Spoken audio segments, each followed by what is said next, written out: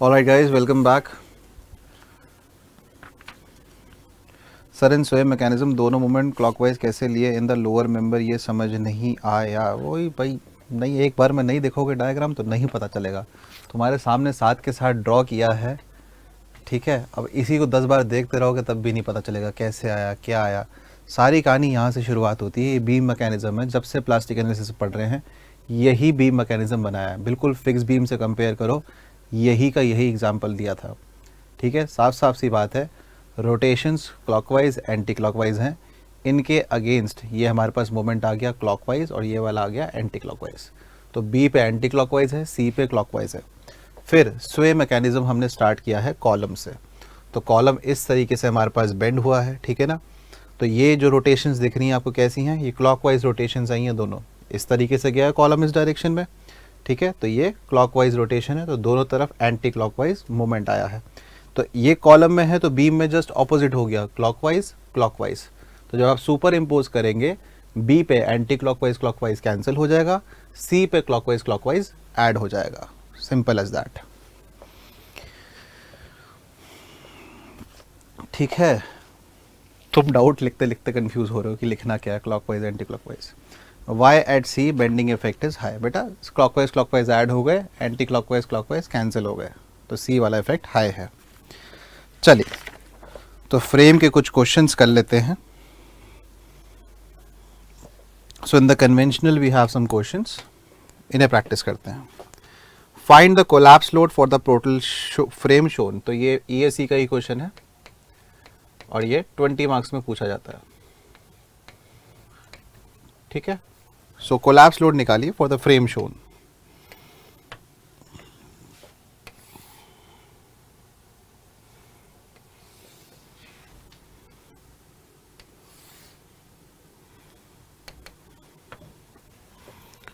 ठीक है, एक एंड फिक्स दिखाई दे रहा है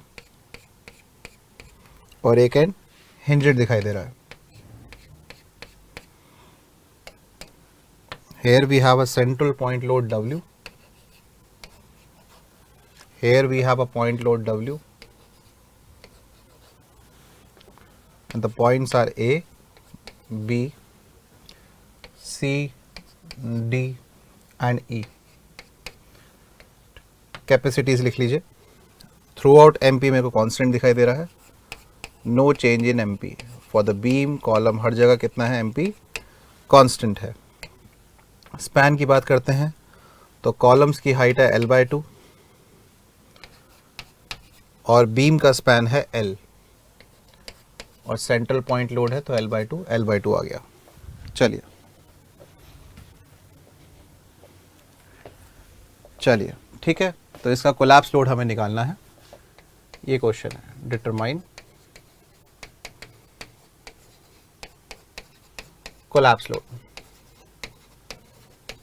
चलिए तो स्टार्ट करते हैं। सबसे पहले इंडिपेंडेंट मैकेनिज्म से। First thing first, number of independent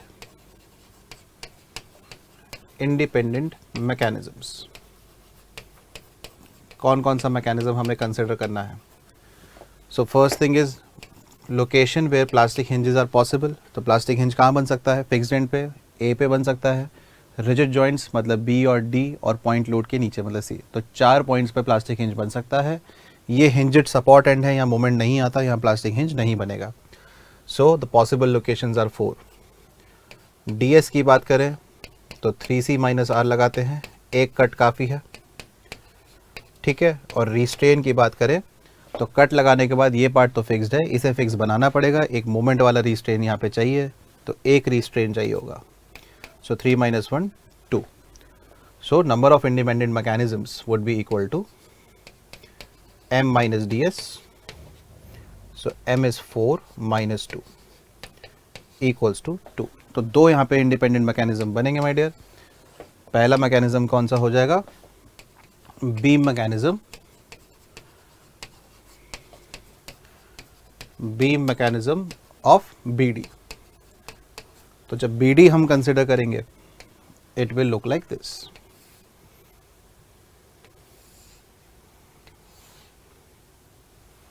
ठीक है, hinges will form at B, D and just below the point load.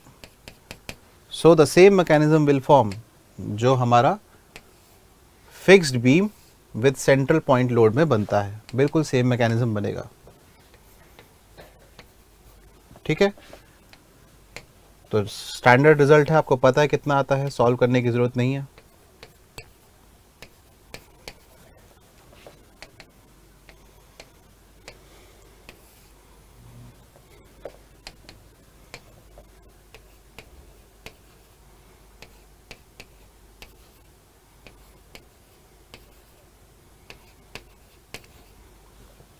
ठीक है, एमपी हर जगह कांस्टेंट है, बीम मैकेनिज्म के लिए मोमेंट्स बना रहे हैं हम।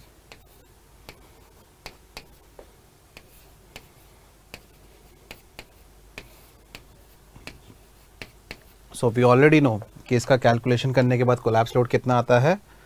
Collapse load for this case will come out to be 8 MPL। I am not solving क्योंकि यही सेम मैकेनिज्म हमने सॉल्व किया हुआ है पहले। Fix beam subjected to central point load के एनालॉगस है ये। ठीक है, अब हम कंसिडर करेंगे नेक्स्ट स्वे मैकेनिज्म।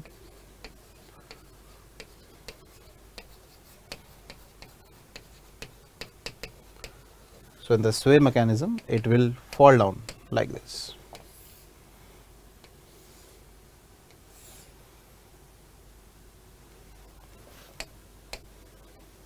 ठीक है, sway mechanism में हम हर जगह hinges लेंगे चारों joints पे, क्योंकि खाली sway ले रहे हैं हम अभी। हम ये मत सोचना कि सर अभी भी B पे नहीं लेना, वो combined की कंडीशन है बेटा। तो इसमें एक assumption रहता है माय डियर कि जितना डिफॉर्मेशन आपका यहाँ पर आया है delta by the loading, same deformation आपका यहाँ पर भी आएगा। ठीक है, ये तभी पॉसिबल है जब बीम के अंदर कोई लोडिंग की वजह से डिफॉर्मेशन ना आया हो। तो ये कंडीशन होती है कि axial deformation in beam is neglected. ठीक है, तभी हमने डेल्टा 1 डेल्टा 2 को इक्वल लिख सकते हैं। नोट, हम हमेशा मान के चलेंगे क्या कि एक साइड से जितना स्वे आया है दूसरी साइड पे उतना ही पहुंचा है। कैसे? As axial deformation in beam is neglected. तो ये एक एडिशनल अजप्शन है हमारा। पहले शियर नेग्लेक्ट करते थे, अब हम axial deformation in the beam neglect कर रहे हैं।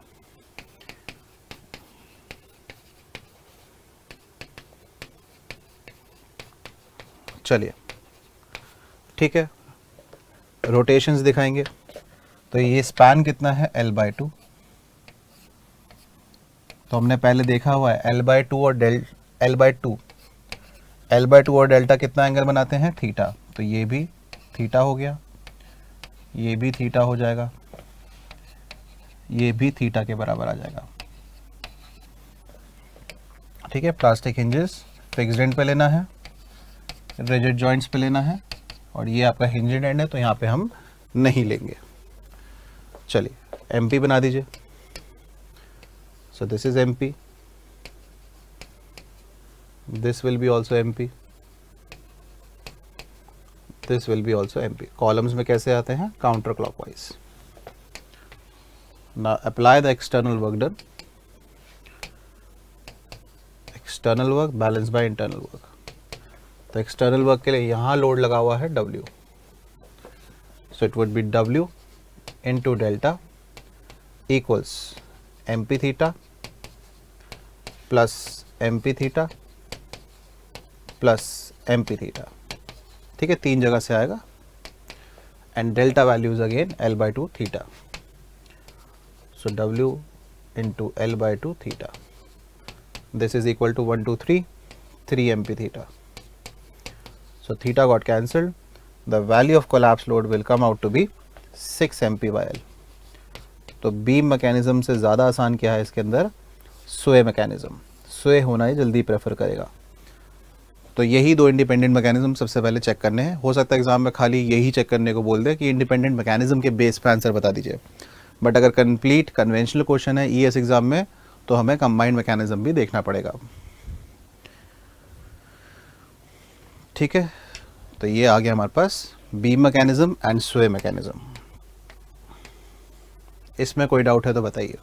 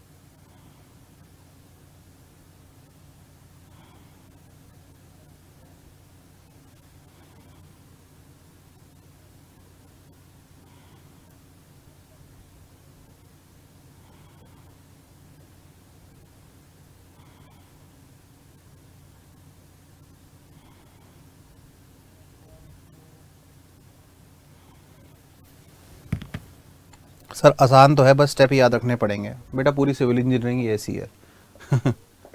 सिविल इंजीनियरिंग है तो आसान ही, बस चीज़ें बहुत सारी हैं, तो उन्हें याद रखने में ही सारी मेहनत है। ठीक है सर, एक्सियल डिफॉर्मेशन का मतलब ये होता है, आप बीम पे देखो, ये जो स्वे हॉरिजॉन्टल लोड लगाया है आपने, ये बीम की लेंथ की डायरेक्शन में है, ये आपका बीम है। ठीक है, ये आपका हॉरिजॉन्टल मेंबर है बीम, और ये आपका कॉलम था। तो जब आपने ये वाला लोड लगाया है साइड वाला, ये बीम की लेंथ की डायरेक्शन में है ना, ये बीम की लेंथ की डायरेक्शन में है, तो ये एक्सियल लोडिंग हो गया। तो इस एक्सियल लोडिंग की वजह से हो सकता है कि बीम की लेंथ शॉर्ट हो जाए कुछ इस तरीके से। ठीक है, इस तरीके से जैसे कॉलम एक्शन की तरह एक एक्सियल डिफॉर्मेशन आ सकता है, बट ये आएगा भी तो इतना कम होगा, हम इसको पहले से ही नेग्लेक्ट कर रहे हैं। तो जब एक्सियल डिफॉर्मेशन, बीम की लेंथ में कोई चेंज नहीं है, तो जितना यहाँ से हमारे पास डिफॉर्मेशन आया उतना ही यहाँ मिलेगा। यदि बीम भी दब जाता तो फिर हम यहाँ पे इतना नहीं लिख सकते, तो वो part neglected.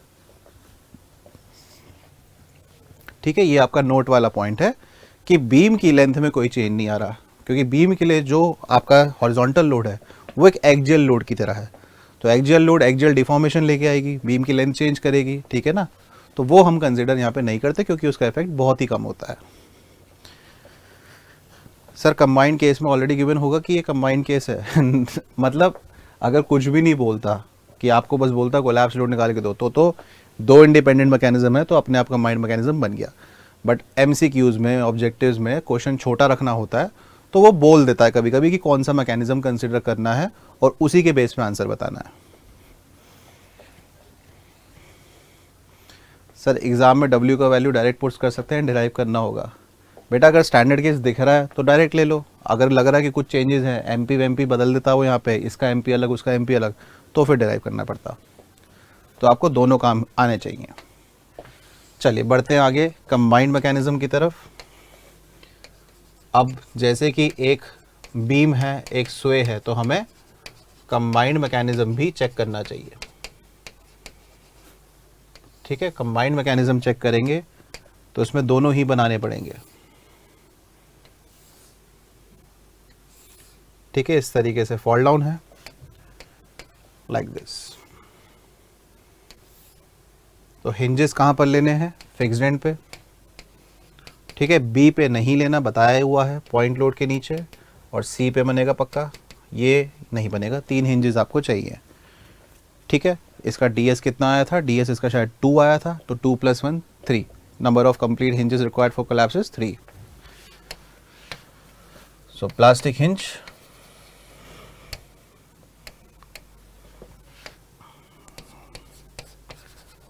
plastic hinge for complete collapse, पूरा फ्रेम खट्टा तोड़ना हो तो ds + 1, so ds came out to be 2, 2 + 1 = 3। तो 3 हिंजेस हम ले रहे हैं, यहाँ पर, यहाँ पर, यहाँ पर, ये वाला नहीं लेंगे। ठीक है, चलिए लोड लगाइए कैसे कैसे था। एक W यहाँ लग रहा है, एक W यहाँ पर लग रहा है।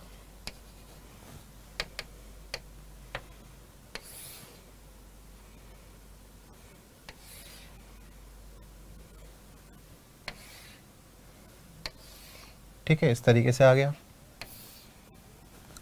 स्पैन बना दीजिए, स्पैन कितने कितने हैं? L/2, L/2, L/2। रोटेशंस दिखाइए, तो ये रोटेट हो गया थीटा डिग्री से, ये थीटा है तो ये भी थीटा है। ठीक है, नेक्स्ट ये डिफॉर्मेशन डेल्टा होता है, और यही डेल्टा यहाँ पर भी पहुँचेगा सेम। ठीक है, L/2 थीटा डेल्टा बनाते हैं, तो ये अगर थीटा गया है तो ये एंगल भी कितना गया है? थीटा से ही गया हुआ है। तो वही बात हो गई, ये एंगल नेट 90 मेंटेन रहेगा, जैसे मैंने आपको बताया था। फिर से L/2 और थीटा क्या बना देंगे? डेल्टा बना देंगे। सो दिस इज डेल्टा अगेन, तो ये भी थीटा आ जाएगा, and this will B also theta. चलिए, जहाँ जहाँ प्लास्टिक हिंज है एमपी बना दीजिए, ऑपोजिट डायरेक्शन एमपी, यहाँ तो है नहीं, MP MP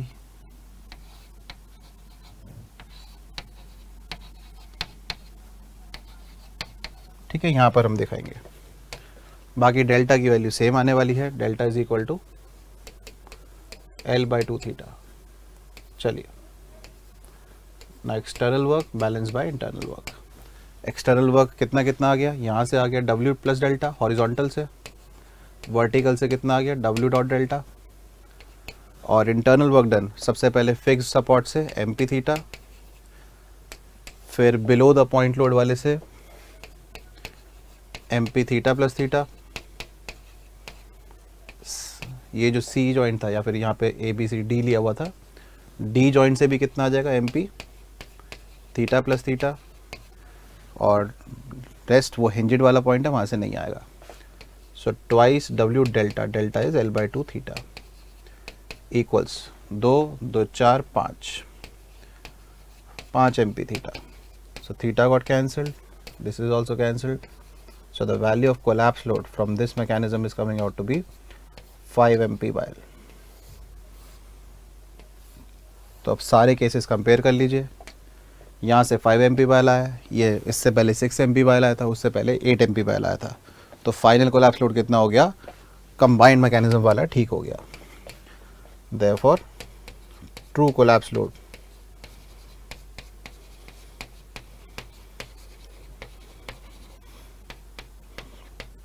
is equal to 5 MP/L।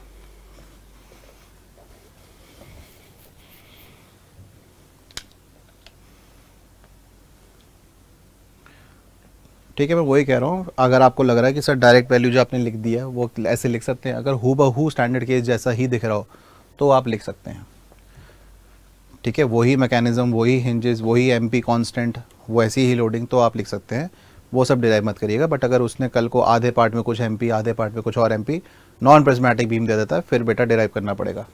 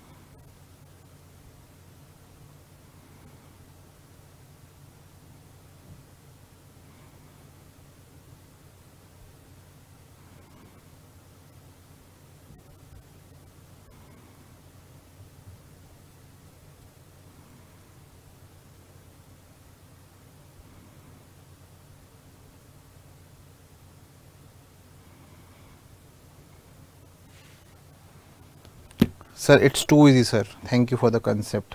हाँ, ये बहुत इजी है, डिफ़िकल्टी बनने को बन सकती है। Can we write direct result in mains also? No, mains में करके देना पड़ेगा, 20 मार्क का है तो वहाँ पे पूरा अच्छे से करके दिखाना पड़ेगा। चलिए नेक्स्ट क्वेश्चन आप खुद से ट्राई करिए। Find the collapse load for the frame shown in the figure है। ये जो इनके बेंडिंग मूवमेंट डायग्राम कह रहा है, ये भी आपको आते नहीं है बिल्कुल भी बनाने, वो तो अभी स्ट्रक्चर पढ़ लोगे तो उसके बाद आएंगे, वहीं से सेम कंसेप्ट है। अभी आप कोलैप्स लोड निकालना सीख लीजिए, वही बहुत है आपके लिए। चलिए नेक्स्ट क्वेश्चन पे आइए। ठीक है, ये हो गया बीम स्वे कंबाइंड।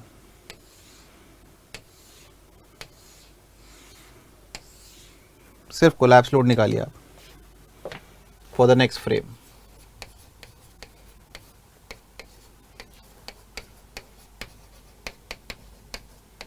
Determine collapse load.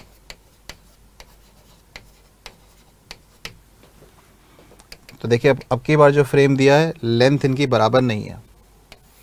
ठीक है, तो धीरे धीरे इन्होंने डिफ़िकल्टी बढ़ाई है। अब एक तरफ लेंथ ज़्यादा, एक तरफ लेंथ कम है। तो इससे थोड़ी हमारी एनालिसिस पे फ़र्क आ जाता है। ऊपर से कैपेसिटी भी अलग अलग अलग दे दी है, तो ये क्वेश्चन भी आराम से 20 मार्क का आएगा, उससे कम का नहीं आएगा ये।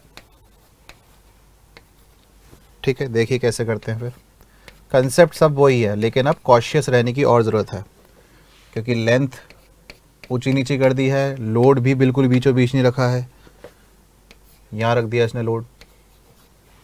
ठीक है, तो कॉलम की इस लेंथ, इसका लेंथ है 6 मीटर, इसका लेंथ है 4 मीटर, बीम का लेंथ है 7 मीटर्स, जिसमें ये पार्ट 3 मीटर है, ये पार्ट 4 मीटर्स है।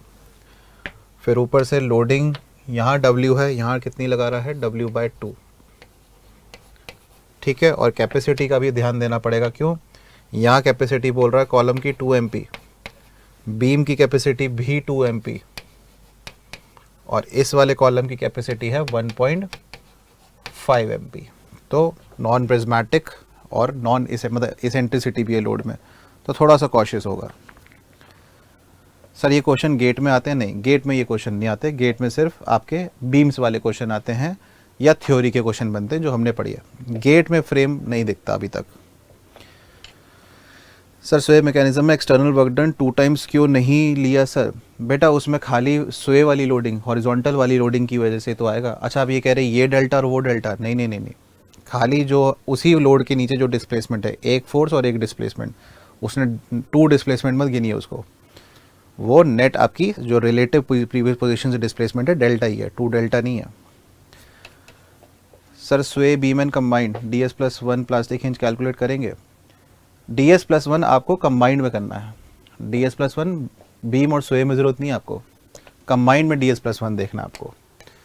चलिए कोलैप्स लोड निकालना है इसका, बिगिन करिए प्रोसीजर।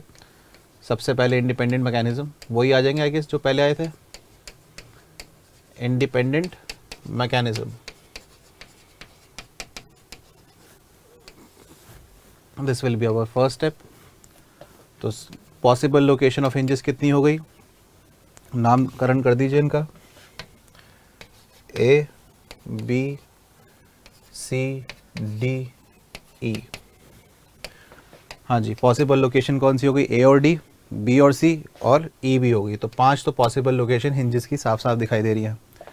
फिर इसका DS कितना हो गया, 3C - R लगाएंगे तो एक कट पे हो जाएगा काम। अब वो भी फिक्स्ड है, वो भी फिक्स्ड है, रीस्ट्रेन की ज़रूरत नहीं है।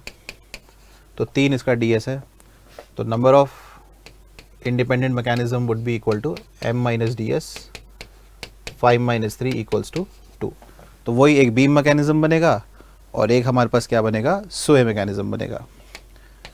चलिए ठीक है, तो सबसे पहले बीम मैकेनिज्म देखते हैं इसका। ठीक है, बीम मैकेनिज्म, बीम मैकेनिज्म किसका है, ये BC का। चलिए बीम को फॉल डाउन करा दीजिए।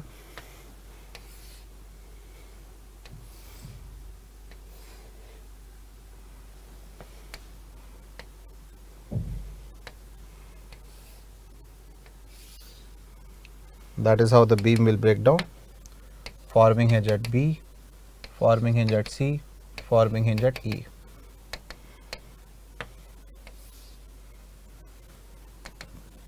Here we have got the load W। ठीक है, यहाँ 3 मीटर्स है, यहाँ 4 मीटर्स है, तो बीचों बीच नहीं टूटा ये। सबसे पहली बात माय डियर, कैपेसिटीज़ का ध्यान दीजिएगा। पहले रोटेशंस लिख लेते हैं। ये अगर थीटा है तो ये थीटा नहीं होगा, ये कुछ और अलग एंगल होगा, अल्फा, थीटा अल्फा। चलिए MP का ध्यान देंगे। जॉइंट B किस किस के बीच में है, कॉलम और बीम के बीच में, दोनों पे कैपेसिटी 2 MP है, तो कोई डाउट नहीं है यहाँ पे कितने पे हिंज बनेगा, 2 MP पे ही बनेगा। ठीक है, फिर जो नेक्स्ट हिंज है हमारा below the point load E, ये विद इन द बीम है और विद इन द बीम पूरी बीम प्रिज्मेटिक है, 2 MP ही चल रहा है, तो ये भी प्लास्टिक हिंज बनने के लिए 2 MP तो मांगेगा ही। ठीक है, ये भी 2 MP पे आएगा, 2 MP 2 MP। ठीक है, फिर जो हमारे पास जॉइंट C है, ये बीम और कॉलम के बीच में, जिसमें कॉलम पहले आपको ईल्ड करा देगा, तो प्लास्टिक हिंज 1.5 MP पे बन जाएगा और यही आपका बीम में भी ट्रांसफ़र होगा।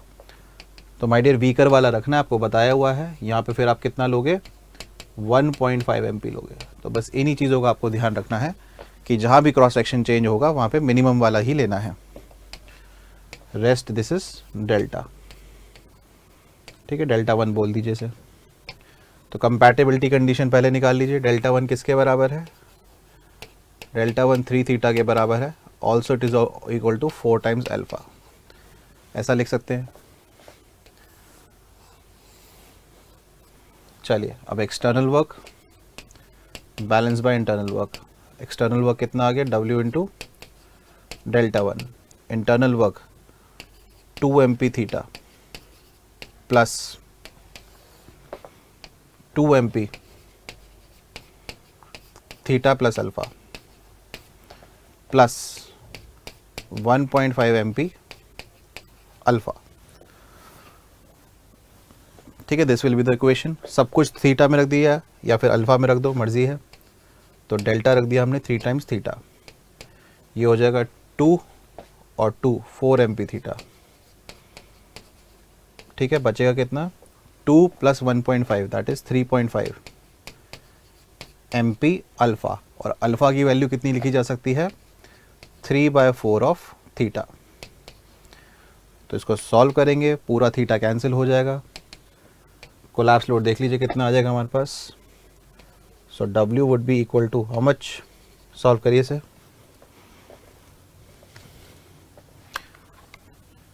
Sir at point E alpha side would be 0.5 MP, पागल हो गए हो क्या, ये बीम के अंदर पॉइंट है। जहाँ क्रॉस सेक्शन चेंज होता है वहाँ पे आपको देखना है कि ज़्यादा रखना है कम रखना है। ये तो पॉइंट बीम के विदिन ही है ना, इसके लेफ्ट साइड राइट साइड एक ही सेक्शन है ना, ये 2 MP पे ही बनेगा।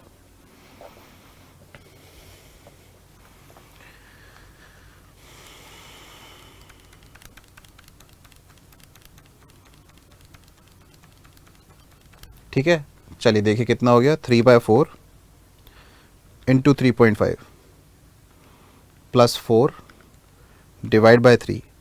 सो I am getting this value as 2.208। Check करके बताइए बेटा, यही आ रहा है कुछ और आ रहा है, 2.208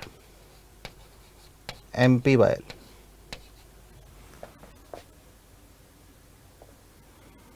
ठीक है, this would be just a second MP।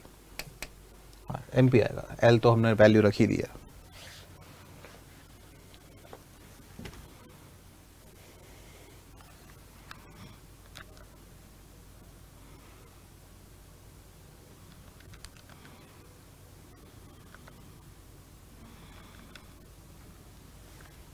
To 2.208 आ रहा है, हाँ जी सबका यही आ रहा है। हिमांशु जी अपना आंसर एक बार चेक कर लीजिए, हम सबका यही आ रहा है 2.208 MP। L नहीं आ रहा क्योंकि L की वैल्यू यहाँ रखी हुई है 3, ठीक है। चलिए ये तो हो गया बीम मैकेनिज्म से। आगे बढ़ते हैं, स्वे।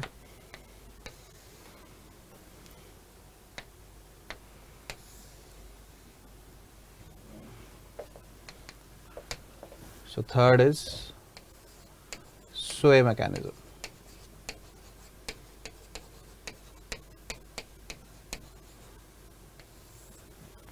sway mechanism बनाएंगे,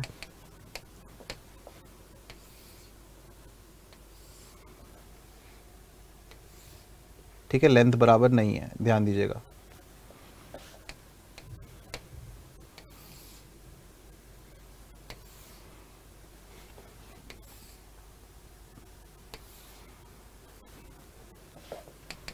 ठीक है, ये लेंथ कितनी थी 6 मीटर्स, ये लेंथ कितनी थी 4 मीटर्स, ठीक है। अजप्शन सेम रहेगा कि ये डेल्टा, इसको आपने डेल्टा 1 बोला था, इसको डेल्टा 2 बोल लो। ये डेल्टा 2 और ये भी क्या आएगा डेल्टा 2। ये हमारा अजप्शन कॉमन रहेगा through out the sway mechanism. चलिए रोटेशंस लिखते हैं। लेट अस से दिस इज अल्फा, अल्फा हम ले चुके हैं, चलिए ठीक है कोई नहीं। इसको फाई ले लेते हैं, ये फाई है, ये भी फाई है, ठीक है। इसके लिए एंगल अभी देख लेंगे कितना आता है। चलिए तो यहाँ से कंडीशन क्या बन गई कि डेल्टा 2 किसके बराबर है, 6 टाइम्स फाई के। This is the condition developed from here, ठीक है। फिर ये 4 है और ये डेल्टा 2 है, तो ये एंगल सेम तो आएगा नहीं, तो ये एंगल हम कुछ और ले लेते हैं, लेट अस से दिस एंगल इज साई, ठीक है, ये एंगल साई बोल देते हैं। तो यहाँ की कंडीशन क्या आ गई कि delta 2 is equal to 4 times psi. तो इससे आप फाई और साई में भी रिलेशनशिप बना सकते हैं, ठीक है। बस ऐसी कॉम्प्लिकेशंस बढ़ जाती हैं अगर लेंथ बराबर ना दे। पहले पिछले केस में थीटा थीटा थीटा होता चला गया सब, ठीक है ना, बाकी एमपीज वगैरह सेम थे। अब कॉम्प्लिकेशन ऐसी बढ़ रही है कि एक तो लेंथ इसने अलग अलग कर दी और फिर एमपीज भी अलग अलग दे दिया, तो यहीं से थोड़ा सा लेंथी होता चला जाता है क्वेश्चन, ठीक है। डब्ल्यू रही बात एमपी की, तो इस पॉइंट पे कितना एमपी बनेगा, ये कॉलम का पॉइंट है 2 एमपी पे बनेगा। फिर बीम का भी सेम 2 एमपी कैपेसिटी दे रखा है। यहाँ पर जंक्शन चेंज हो रहा है तो वीक वाला लेंगे 1.5 एमपी, और ये तो कॉलम का ही पॉइंट है तो 1.5 एमपी, ठीक है। 4 जगह हमने प्लास्टिक हिंजेस लिए हैं सोए के अंदर। जब खाली सोए होगा तो इस तरीके से होगा, ठीक है। This is the mechanism diagram.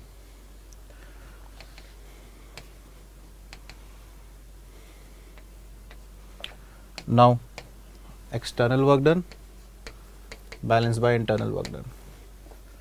तो external work is W into delta 2 equals to internal work done is 2 MP phi,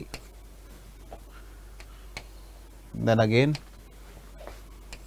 plus 2 MP phi, यहाँ से कितना आ जाएगा 1.5 MP psi plus 1.5 MP psi, ठीक है। ये आ गए, सब कुछ फाई में रखो या साई में रखो, तो 6 times phi equals to 2 plus 2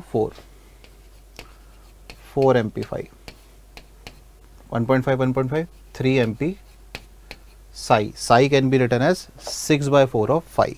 ये दोनों डेल्टा 2 बराबर है तो 6 5 4 5 के बराबर होगा, तो 6 5/4 6 5/4 6 5/4 विल बी योर साई। तो ये साई की वैल्यू रख दी हमने, ठीक है। सॉल्व करिए और W का वैल्यू कंप्यूट कर लीजिए।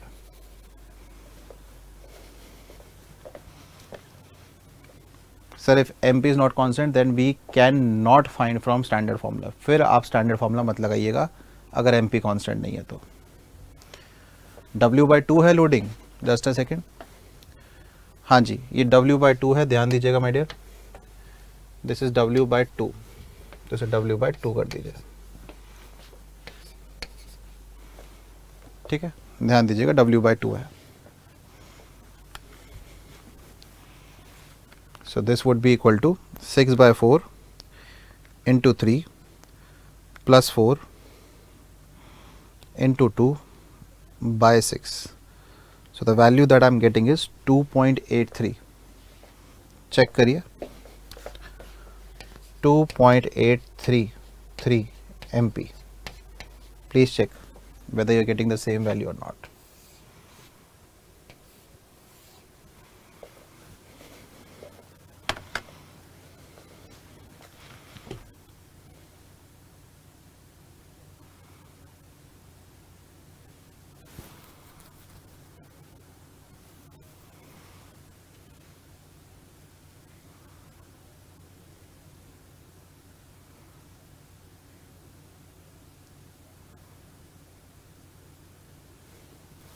ठीक है, तो पहले कितना आया था हमारे पास, पहले हमारे पास आया था ये वैल्यू निकल के कोलैप्स लोड 2.208। तो इसमें इसने फिर भी कम रिक्वायरमेंट थी इसकी, तो बीम मैकेनिज्म होने के ज़्यादा ईजियर चांसेस हैं as compare to the sway mechanism. Sway में ज़्यादा लोडेड मांग रहा है ये, ठीक है, क्योंकि जाहिर सी बात है 4 जगह से तोड़ना है तो हो सकता है ज़्यादा मेहनत लगे इसमें, ठीक है। 2.833 MP आ रहा होगा आपका। अब लास्ट चीज़ कंबाइंड मैकेनिज्म, ठीक है। तो मैंने पहले ही बता दिया था कि प्रोसीजर बहुत मोनोटोनस है, रिपीटेटिव है, एक ही चीज़ बार बार होती है, तो इतना डिफ़िकल्ट है नहीं ये चीज़, दिखता बड़ा सा है बस और कुछ नहीं। ठीक है, कंबाइंड मैकेनिज्म पे आते हैं।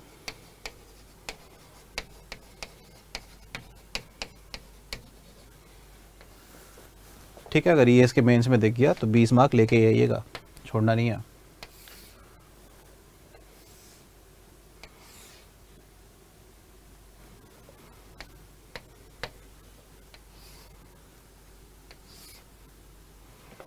चलिए, हिंजेस कहाँ पे लेंगे? दिस साइड यहाँ पे लेने की ज़रूरत नहीं है, this side as well as this side. 4 hinges लेंगे, ds+1, ds was 3।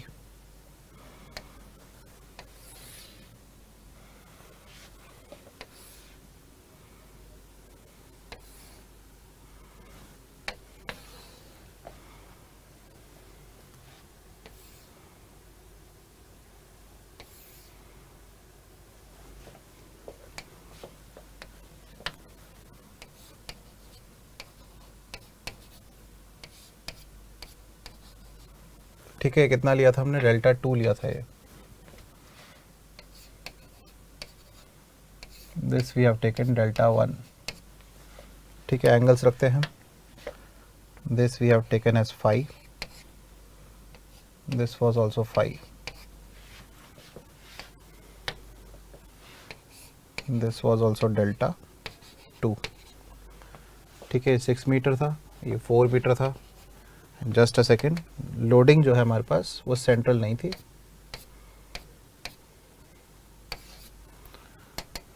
ठीक है, वो थोड़ी सी इसेंट्रिक थी।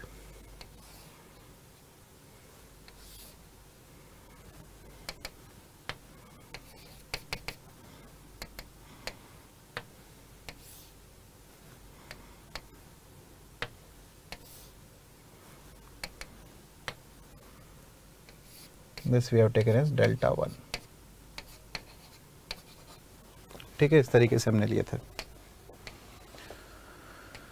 ऑलराइट,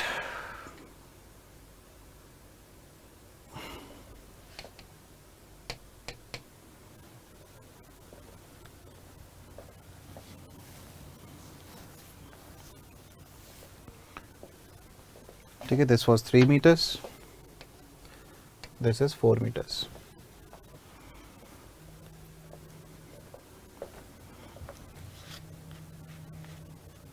वन 1.229 आ रहा है, देख लेते हैं। तो ये एंगल कितना हो गया था? साई। सेम एंगल लेंगे आप जैसे पहले लिया था, साई।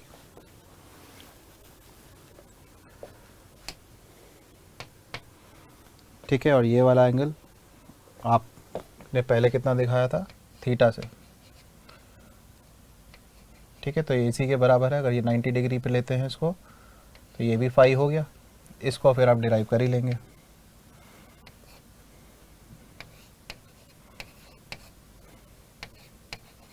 इसको थीटा बोल देते हैं। चलिए, moment capacities 2 MP, 2 MP, 1.5 MP, 1.5 MP, 1.5 MP। ठीक है, कंपैटिबिलिटी कंडीशन सेम रहेंगी। Δ2 would be equal to 6 phi is equal to 4 times psi, and Δ1 would be equal to 3 times phi equals to 4 times theta.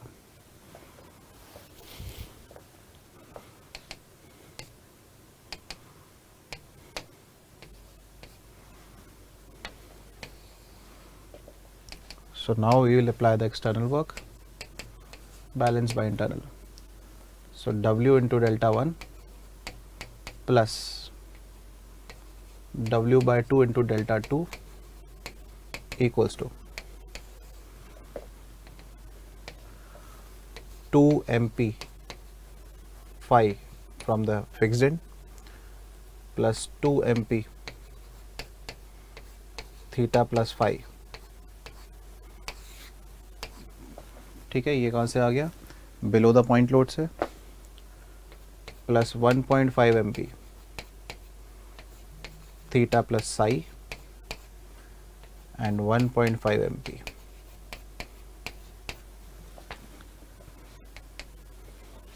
ठीक है, ये आ गया दूसरे वाले फिक्स्ड एंड से। 4 रेंजेस लिए हमने, ठीक है। ना सब्स्टिट्यूट द वैल्यूज, सब थीटा में रख दीजिए। तो डेल्टा 1 कितना है, 4 times theta plus W/2 into delta 2। Delta 2 can be written as 6 times phi. ठीक है, पहले थीटा और फाई में रख लेते हैं सर। तो यहाँ से आ जाएगा ये 2 MP phi, 2 MP phi, 4 MP phi. ठीक है, 4 MP फाई हो गया प्लस 2 MP थीटा, 2 प्लस 2। ठीक है, ये आ गया 2। Then 1.5 MP psi, 1.5 MP psi, that would be 3 MP psi plus 1.5 MP theta. तो इसमें 1.5 डाल देते हैं तो 3.5 हो जाएगा। This will B 3.5।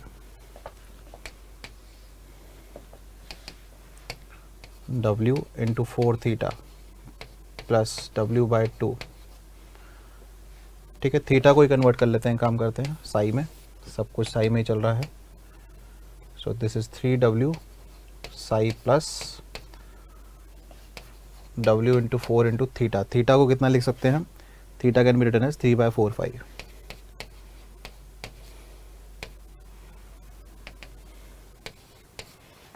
Equals to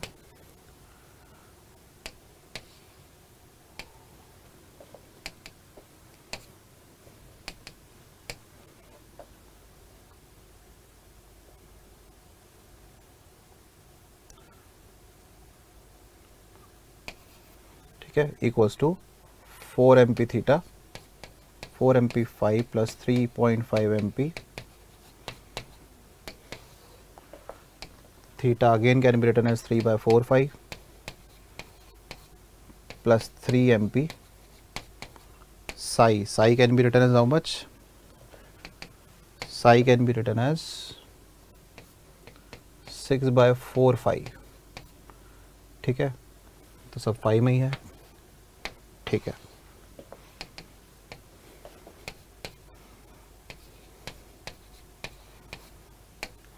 ठीक है, सॉल्व करिए, कोलैप्स लोड निकालिए।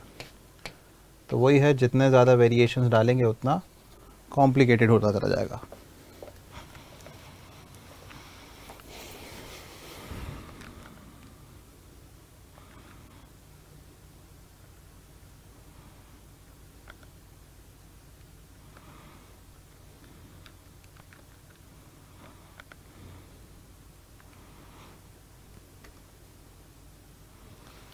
ठीक है, टोटल सॉल्व करके आ रहा है 89/8।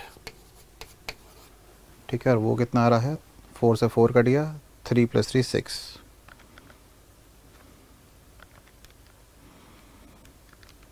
So I'm getting the value as 1.854 MP। Check कर लीजिए my dear.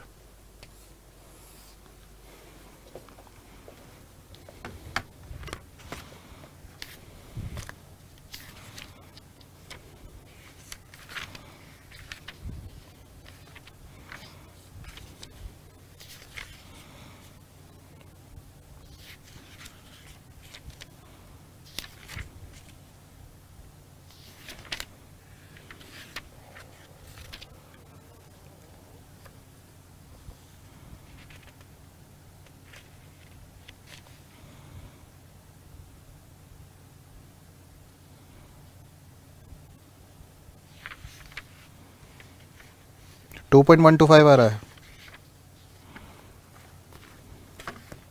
Late me check again.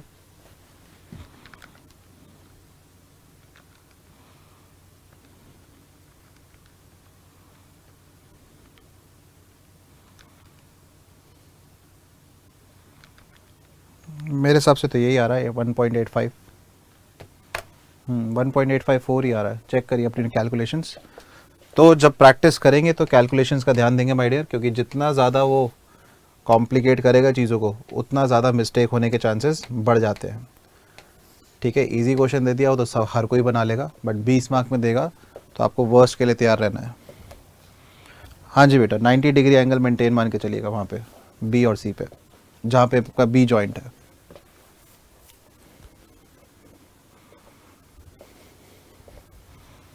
Yes, 1.854 MP is coming. ठीक है, तो ये आपको मेंस में काम आएगा। फिलहाल गेट में तो I don't think so you will be getting all this.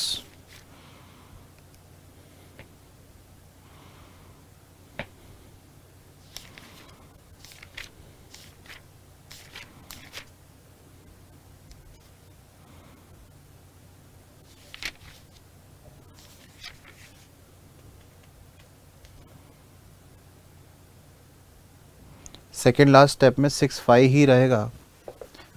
Second last step एक बार चेक कर लेते हैं, यहाँ पे कोई गड़बड़ ना ही हो। देखिए 2 MP5 और 2 MP5, तो ये 4 MP5 आ गया। ठीक है, फिर 2 MP theta, 1.5 MP theta, 3.5 MP theta बन गया यहाँ पे। ठीक है, फिर 1.5 MP psi, 1.5 MP Sai, 3 MP Sai हो गया। तो ये तो ठीक लिखा है। अब थीटा को हमने कितना लिख दिया है, theta is equal to how much, 3/4 pi, 3/4 pi replace कर दिया हमने। और साई को हमने क्या रिप्लेस कर दिया, 6/4, 6/4 टाइम्स 5। ठीक तो है, सब कुछ 5 में तो रख दिया हमने।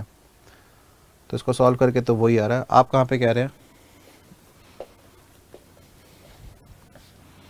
सर? कंबाइंड के लिए तो बी तो हिंज बनेगा नहीं, बट हम उसको DAE के लिए कंसिडर करेंगे। DAE, DAE, एक मिनट, DAE कौन सा वाला कह रहे हैं आप?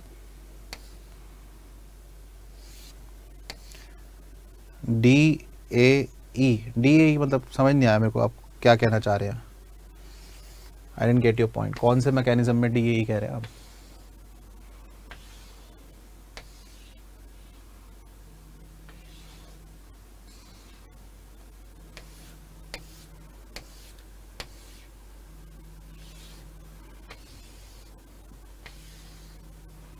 ठीक है, तो ट्रू कोलैप्स लोड तो कंबाइंड वाले से ही आ गया 1.854 MP। बट सर गेट में तो कोई एक पार्ट पूछ सकता है ना। हाँ, गेट में हो सकता है कि खाली आपसे कंबाइंड मैकेनिज्म निकलवा ले, खाली बीम निकलवा ले, खाली सोए निकलवा ले, कोई सा भी एक मैकेनिज्म गेट में करवा सकता है आपको। अगर गेट में फ्रेम पूछता है तो कोई एक आधा मैकेनिज्म आपसे पूछ सकता है, उसकी खाली इक्वेशन पूछ सकता है कि ये फ्रेम है, कंबाइंड मैकेनिज्म की इक्वेशन के 4 इक्वेशंस लिखी हुई हैं, तो बताइए इनमें से सही इक्वेशन कौन सी होगी। तो कंसेप्ट होगा तो एक बारी को बता दोगे, नहीं तो tata bye bye. Sir if M P is not constant means change in cross section. हाँ जी बेटा, एम पी किसके बराबर होता है, F Y times Z P. Z P क्या है, सेक्शन मॉडुलस है। ठीक है ना, सेक्शन मॉडुलस कब चेंज होते हैं, जब आप क्रॉस सेक्शन चेंज करते हैं। सर जो इंटरनल वर्क है कंबाइंड में, उसमें माइनस कौन से कंडीशन में होगा, वही जब डिस्प्लेसमेंट फोर्स के अगेंस्ट जा रहा होगा तभी होगा, वैसे दिखाई नहीं देगा आपको, कंबाइंड मैकेनिज्म में नहीं दिखाई देगा। वो अपवर्ड वाली जो लोडिंग कंडीशन थी कि एक तरफ अपवर्ड मतलब डाउनवर्ड लोड है, फिर ओवर हैंग है, फिर एक हिंज लिया था, तभी नेगेटिव वर्क डन दिखाई देता है। UE की तरफ सेकेंड लास्ट स्टेप, अच्छा ये कह रहे हैं आप। तो अच्छा एक minute, W into delta one we have taken 4 theta. अच्छा हमने ये गड़बड़ कर दिया क्या शायद, अच्छा 4 थीटा ले लिया इसको, फिर W/2 into delta two is 6/5। ठीक है, जस्ट अ सेकेंड, इसको एक बार फिर से चेक कर लेते हैं कि ये पार्ट क्या आ रहा है। W इंटू 4 थीटा, थीटा को रिप्लेस कर लेते हैं पहले। Theta can be written as 3/4 5। ठीक है, और ये तो फिर आपका कितना हो गया, 3W5। तो यही तो किया था हमने, 4 से 4 कट गया, ये 6W5 आया था, एंड आई गेस 6 से ही तो डिवाइड किया था हमने इसको।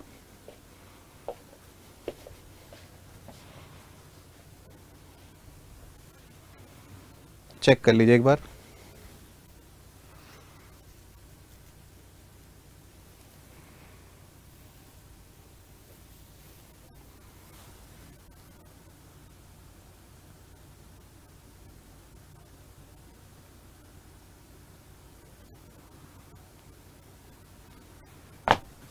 ठीक है, आंसर तो सही आ रहे हैं, क्या दिक्कत है। तो अब जो आपके दिमाग में जितनी भी चीज़ें, सर ऐसे होगा तो क्या होगा, वैसे होगा तो क्या होगा, इसका एक ही इलाज है, बेस्ट है आप क्वेश्चंस प्रैक्टिस करिए, ज़्यादा से ज़्यादा क्वेश्चन प्रैक्टिस करिए, फिर जैसा आपको दिख रहा होगा, ठीक है ना, उसमें फिर जो अगर प्रॉब्लम आएगी वो मेरे से आप डिस्कस करिएगा। अभी सोचना कि ऐसे में क्या करेंगे, वैसे में क्या करें, बेकार है, ये अंधेरे में तीर चलाने वाली बात है। फंडामेंटल नंबर 1 कंसेप्ट सारे प्रॉपर रखो। फंडामेंटल नंबर 2 जितने क्वेश्चन क्लास में कराए हैं वर्कबुक वो सारे अच्छे से आने चाहिए। फिर फंडामेंटल 3 आप नए क्वेश्चन उठाएंगे और मेरे से डिस्कस करेंगे, तब आपकी पूरी टॉपिक पे अच्छी ग्रिप बन पाएगी। अच्छा, रिवर्स में लिखा था इसलिए आप कंफ्यूज हो गए, इतना भी वो मत करो भाई।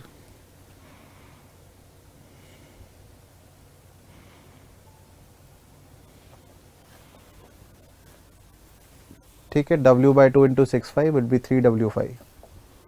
वो पहले मैंने ऐसे करके लिख दिया था इसलिए आप कंफ्यूज हो गए होगे। So my dear, the collapse load is 1.85 MP। अब एक नए टाइप के क्वेश्चन जो ये बनते हैं इंजीनियरिंग सर्विसेज मेंस में, फ्रेम देगा, लोडिंग बता देगा क्या है, और आपसे पूछेगा कि ये लोड अगर कोलैप्स लोड है तो MP की वैल्यू बताओ क्या है। ठीक है, true collapse load combined mechanism में ही आते हैं, ज्यादातर कंबाइंड मैकेनिज्म में ही आते हैं। ठीक है, कहाँ गया बुक, ओहो यहाँ मेंस का बुक रखा था। ठीक है, हाँ मोस्ट केसेस में कंबाइंड ही मिलेगा आपको, कुछ आपको मतलब कॉलेज लेवल पे की हो तो याद होगा। हाँ, तो मेंस में मैं क्या कह रहा था कि एक आपको फ्रेम दे देगा और लोड के मैग्नीट्यूड दिखा देगा बकायदा कि ये लोड लग रहे हैं और ये सारे कोलैप्स लोड है। तो अगर ये सारे कोलैप्स लोड है तो बताइए MP कितना होना चाहिए। तो इस केस में माय डियर क्या करना पड़ता है, बिल्कुल वैसे ही इंडिपेंडेंट मैकेनिज्म चेक करने पड़ते हैं और कोलैप्स लोड ना निकाल के MP निकाला जाता है। सेम इक्वेशन बनेगी, इस जस्ट W ना निकाल के हम क्या निकालते हैं, MP निकालते हैं। तो मान लो एक मैकेनिज्म से MP आ गया 50, एक से आ गया 80, एक से आ गया 100, तो ज़्यादा से ज़्यादा वाला आंसर होगा या कम से कम वाला आंसर होगा। देखिए मैं क्या कहना चाह रहा हूँ, मान लीजिए आपको ES के मेंस में क्वेश्चन आएगा इस तरीके से कि एक फ्रेम है हमारे पास, ठीक है, कुछ सपोर्ट कंडीशंस दी होंगी इस तरीके से और बता रहा है कि ये 80 किलो न्यूटन और ये 60 किलो न्यूटन, इस तरीके से ये कोलैप्स लोड है, इस लोड पे ये कोलैप्स कर जाता है। ठीक है, डिटरमाइन MP बोलेगा क्या निकालने के लिए, MP बताओ फिर कितना था। तो आपने बिल्कुल उसी तरीके से पहले देखा होगा बीम मैकेनिज्म, उसको सॉल्व किया आपने तो MP की वैल्यू निकल के आई मान लीजिए 30 किलो न्यूटन मीटर। फिर बच्चे आपने मान लीजिए स्वे मैकेनिज्म चेक किया होगा और उससे MP की वैल्यू निकल के आ रही है 22 किलो न्यूटन मीटर। ये मैं एक रैंडम एग्जांपल ले रहा हूं आपके सामने।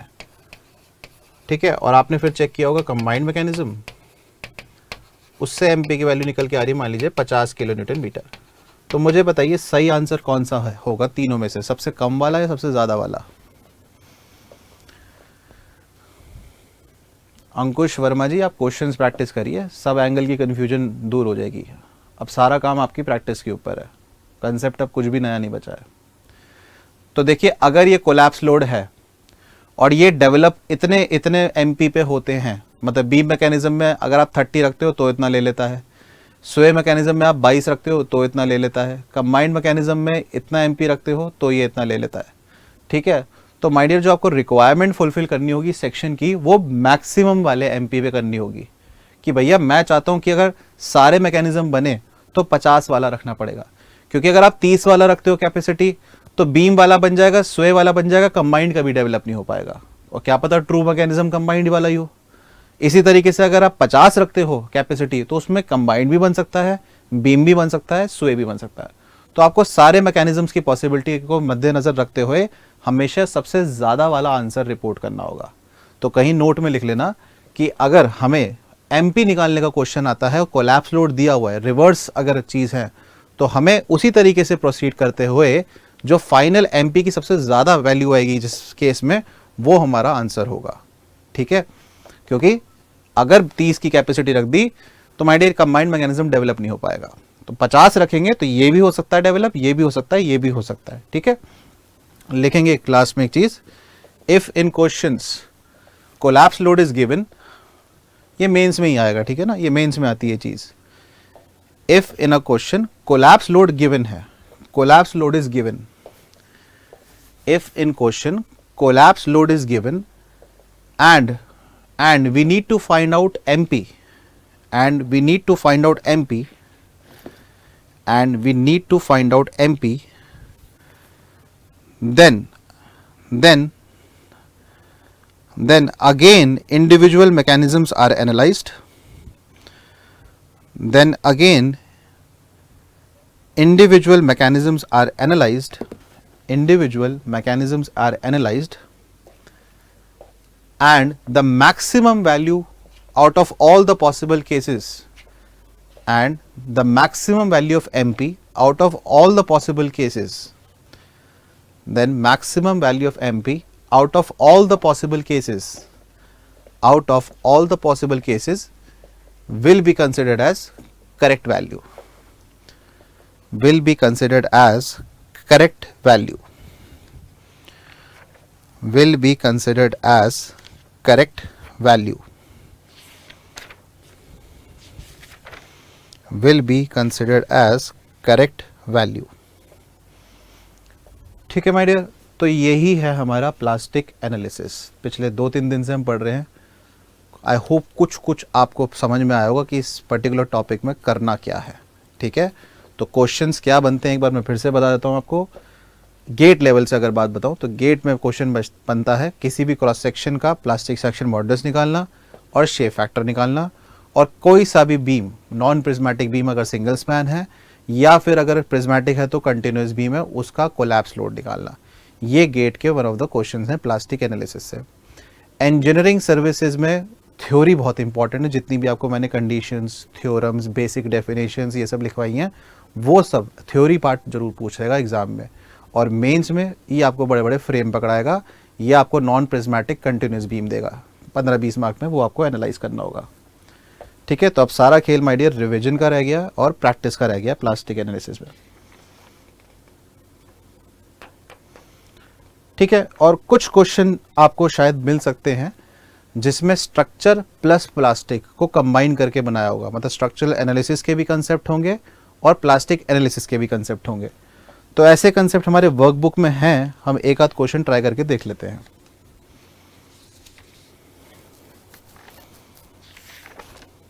चलिए, तो ये जो स्ट्रक्चर प्लस जो प्लास्टिक एनालिसिस के क्वेश्चन है, ये हमारे पास क्वेश्चन नंबर 14 में मिलेगा आपको वर्कबुक में। Question number 14 of workbook.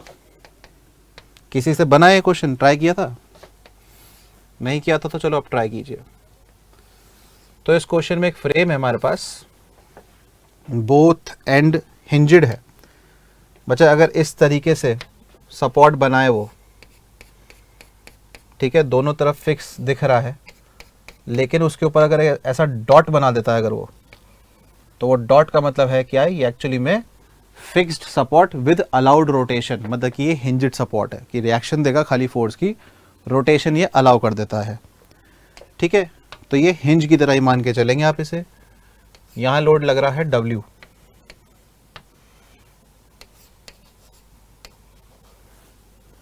ठीक है, इसकी कैपेसिटी है 2 MP बीम की, कॉलम की कैपेसिटी है MP। ठीक है, इसका लेंथ है L, ये लेंथ भी L है, ये लेंथ भी L है। यहां पे लोड लग रहा है 0.2 W, इस तरीके से। ठीक है, collapse movement for the frame shown below has been worked out. कह रहा कोलैप्स मूवमेंट हम निकाल के बैठे हैं, मतलब कोलैप्स लोड और कोलैप्स मूवमेंट में जो रिलेशनशिप आया है वो ये निकल के आया है। ठीक है, ये एक रिलेशनशिप गिवन है आपको। बेसिकली कोलैप्स लोड आपको गिवन है कितना, 5 MP बाय कोलैप्स लोड, ये आया हुआ है। तब आपको एनालिसिस करना है, स्ट्रक्चरल एनालिसिस करना है कि हॉरिजॉन्टल रिएक्शन एट ए कितना आएगा। तो माय डियर ये आपका ए पॉइंट है, ये आपका बी पॉइंट है। ठीक है, आपको हॉरिजॉन्टल रिएक्शन एट ए, ठीक है, कुछ रिएक्शन आएगी ए पे। अगर लोड आपका लेफ्ट साइड लग रहा है, मान लीजिए रिएक्शन इस तरीके से दोनों एंड से HA HB, ठीक है, इस तरीके से कुछ वर्टिकल रिएक्शन भी होंगी RA RB। तो बेसिकली करना तो आपको स्ट्रक्चरल एनालिसिस है, क्योंकि सपोर्ट रिएक्शन वगैरह सब वहाँ निकालनी सिखाई जाती है, लेकिन प्लास्टिक के साथ इसे कंबाइन कर दिया गया है। सो HA निकालना है आपको, फाइंड HA। ठीक है, कैसे करेंगे? कोई कुछ क्लू दे सकता है इस क्वेश्चन को कैसे करेंगे? ये बोल दिया कि ये प्लास्टिक कोलैप्स स्पेस का एनालिसिस करना है।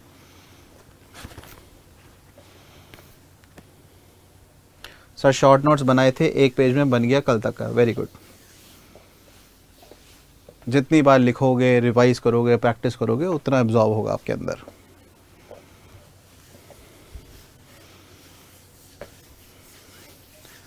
ठीक है, तो हॉरिजॉन्टल रिएक्शन निकालनी है, एक ही करना हमें स्ट्रक्चरल एनालिसिस है। तो याद रखना आपके पास 3 रामबाण है। पहला फोर्स इक्विलिब्रियम, जब भी कोई ऐसा क्वेश्चन आए तो 3 रामबाण याद रखना, फोर्स इक्विलिब्रियम, मोमेंट इक्विलिब्रियम, और तीसरी प्लास्टिक हिंज की नॉलेज। ठीक है, ये 3 चीज़ों से आपका ये ऐसा क्वेश्चन बनेगा, फोर्स इक्विलिब्रियम, मोमेंट इक्विलिब्रियम और प्लास्टिक हिंजेस का ज्ञान। जल्दी से मुझे बता दो प्लास्टिक हिंज कहाँ बनेगा, जहाँ पे आप श्योर शॉर्टो बनेगा ही बनेगा। वहीं से हम अपना एनालिसिस बिगिन कर लेंगे। अगर ये A B है और ये C D है, C D, मुझे बताओ कोलैप्स के टाइम पे क्या कोई एक ऐसा पॉइंट है जहां आपको पक्का पता है प्लास्टिक हिंज बनेगा ही बनेगा, कोई डाउट वाली बात ही नहीं है? हाँ जी, बता सकते हैं आप? क्या कोई ऐसा पॉइंट लोकेटेड है पूरे फ्रेम में जो कोलैप्स स्टेज पे पक्का प्लास्टिक हिंज बनाएगा ही बनाएगा, कोई इसमें डाउट वाली ही बात नहीं है?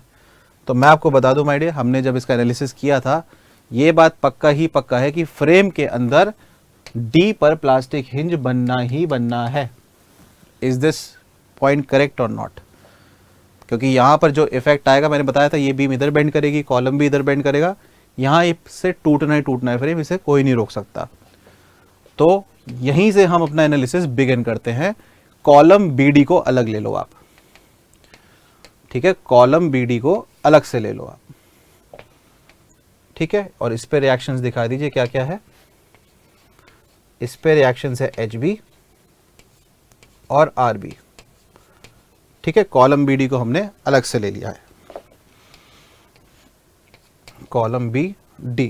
और ये बात पक्का है कि D पे क्या बनेगा, प्लास्टिक हिंज बनना ही बनना है, लाइक दिस। एग्रीड?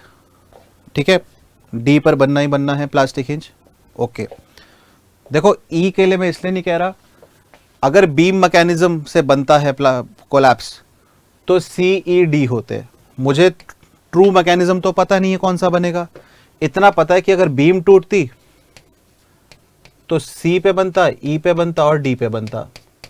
अगर ट्रू वाला स्वे होता तो भैया स्वे में या तो C होता या फिर D होता, और अगर कंबाइन करता हूं तो कंबाइन में या तो E होता है, E होता या D होता।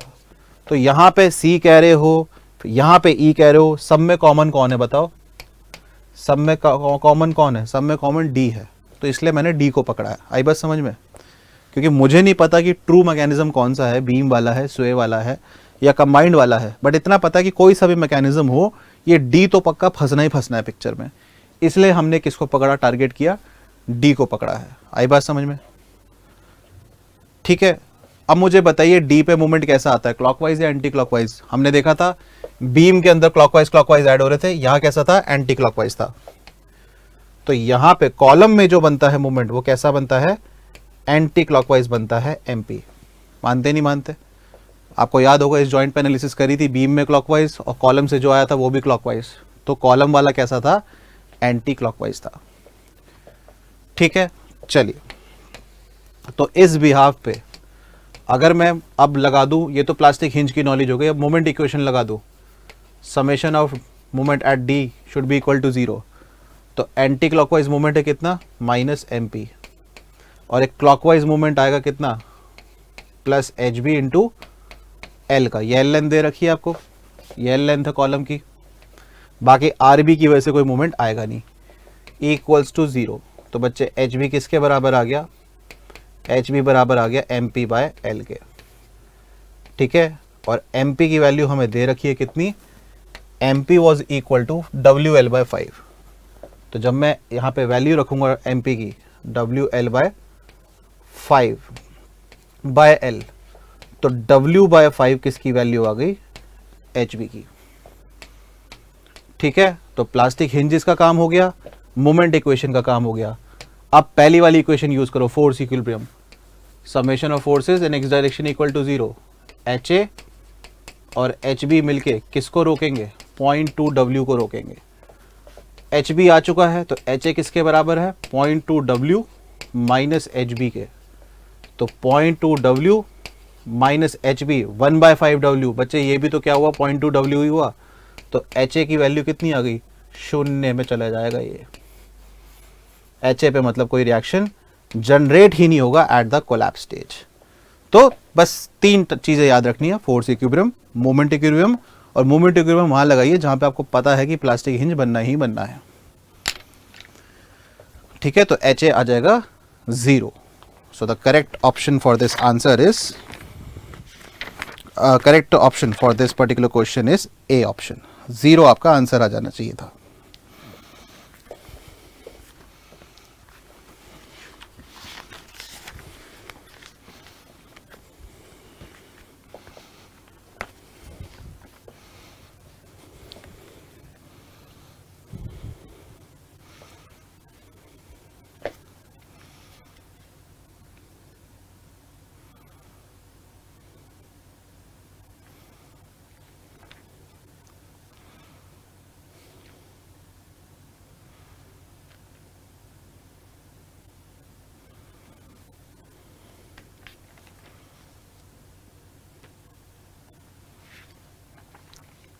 ठीक है, तो ये क्वेश्चन नंबर 14 था वर्कबुक का।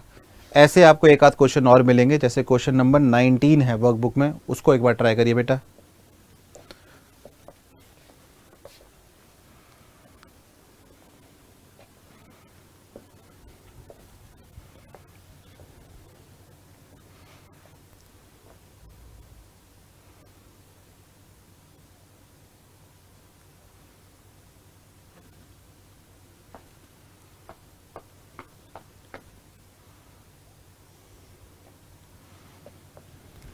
Question number 19 of workbook, 19 try करिए आप।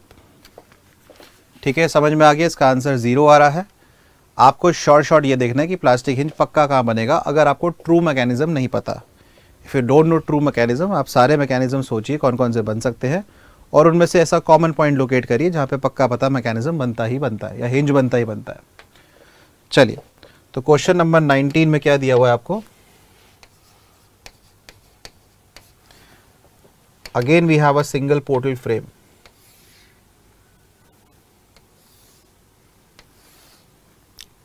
ठीक है, दोनों एंड इसके फिक्स दिख रहे हैं।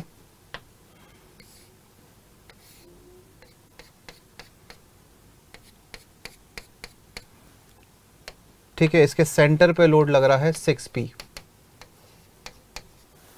ये लेंथ L है, ये लेंथ भी L है, कॉलम का लेंथ भी L है। इसकी कैपेसिटी MP बताई है, इसकी कैपेसिटी भी MP बताई है, इसकी कैपेसिटी 2 MP बताई है। ठीक है, now this is A B C D। पूछा क्या भाई, एट पॉइंट ऑफ कोलैप्स, मतलब प्लास्टिक स्टेज पे एनालिसिस करना है, what is the horizontal thrust at A in the loaded frame as shown in figure. निकालना वही है, find HA, reaction at A support. तो वही है, स्ट्रक्चरल एनालिसिस है, लेकिन इलास्टिक स्टेज पे नहीं है, प्लास्टिक स्टेज पे है। ठीक है, बार का पेपर 4 को है, क्या पढ़ूं स्टील से, इंपॉर्टेंट। बेटा आप IAS कोड के प्रोविजन पढ़ जाओ, ठीक है, बट अगर पहले पढ़े हैं तो ही समझ में आएंगे, क्योंकि सब्जेक्ट को तो अभी होने में टाइम लगेगा थोड़ा सा। ठीक है, एक बार ये ख़त्म होगा तो हमारा मेन स्टील स्टार्ट होगा, कनेक्शंस और मेंबर वाला पार्ट। ठीक है, चलिए, तो हॉरिजॉन्टल रिएक्शन निकालना है A पे। मुझे ये बताइए, क्या ये फ्रेम आइडिया स्वे करेगा या नहीं करेगा, बताइए। विल दिस फ्रेम स्वे और नॉट, क्योंकि ट्रू मैकेनिज्म जानना ज़रूरी है। ट्रू मैकेनिज्म के बिना हम बता नहीं सकते कि पक्का प्लास्टिक हिंज कहाँ बनेगा। बताइए ट्रू मैकेनिज्म क्या है इसका? तो स्वे वाली फोर्स तो ना लेफ्ट साइड से राइट साइड से कुछ दिख नहीं रहा, सिमेट्रिक है, तो ये फ्रेम स्वे नहीं करने वाला। मतलब इसमें एक ही मैकेनिज्म बचा, कौन सा? Beam mechanism. अगर स्वे होता तो कंबाइंड भी बनता, तो स्वे ना होने की वजह से सिर्फ बीम मैकेनिज्म ही बनेगा। तो बीम मैकेनिज्म के हिसाब से कोलैप्स लोड कितना आ गया माय डियर? ठीक है, ये इस तरीके से ब्रेक डाउन करवा देंगे इसको सेंटर से, it will break down like this. यहाँ हिंज दिखा देंगे, यहाँ हिंज दिखाएंगे और यहाँ हिंज दिखाएंगे।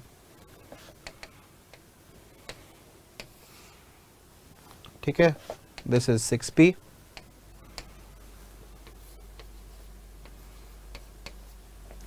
ठीक है, रोटेशन सिमेट्रिक है, theta theta theta and theta, and this would be your delta. ठीक है, रही बात एमपी की, सो यहाँ पर क्रॉस सेक्शन चेंज है, बीम टू कॉलम कितना दिखाएंगे? एमपी ही दिखाएंगे। यहाँ भी क्रॉस सेक्शन चेंज है, कितना दिखाएंगे? कम वाला एमपी। और बीच में left side right side same beam चल रहा है, ये 2MP पे फेल करेगा। तो ध्यान दीजिएगा, प्लास्टिक मूवमेंट कैपेसिटीज ढंग से लिखनी है, कहीं गड़बड़ कर दो। ठीक है, and this is L L. तो डेल्टा किसके बराबर हो गया? एल थीटा के। तो बीम मैकेनिज्म का कंडीशन लगा के सबसे पहले कोलैप्स लोड निकाल लेंगे। External work balance by internal work, so 6P delta is equal to MP theta plus 2MP theta plus theta plus MP theta. So 6P delta, delta is L times theta, equals to 2 to 4, 5, 6 MP theta. So from here the value of MP is coming out to be P times L. ठीक है, एक तो हमें इस relationship की जरूरत पड़ेगी। पहले पिछले क्वेश्चन में हमें सीधे सीधे दे रखा था कि प्लास्टिक मूवमेंट कितना है, यहाँ पर हमें जरूरत पड़ेगी इसकी।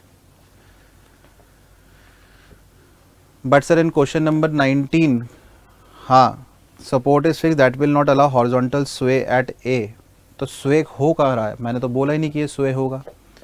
ये स्वे नहीं होगा तो इसका मतलब ये थोड़ी ना कि रिएक्शन जनरेट नहीं होगी।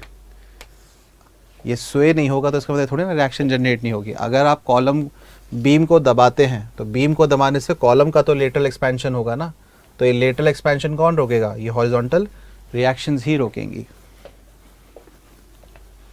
चलिए, तो सबसे पहले हमने एमपी निकाल लिया है। अब माय डियर आप कोई सा भी पॉइंट से अपना एनालिसिस बिगिन कर सकते हैं। ठीक है, पॉइंट बी से आप स्टार्ट कर लीजिए। तो पॉइंट बी से स्टार्ट करने के लिए इस तरीके से हमने कंसिडर कर लिया। ठीक है, so this is your point B, ये फिक्स्ड एंड है। ठीक है, यहाँ पे रिएक्शंस दिखाई दीजिए। Just a second, this is your A point. हाँ जी, ये आपका ए पॉइंट है, ये आपका बी पॉइंट है।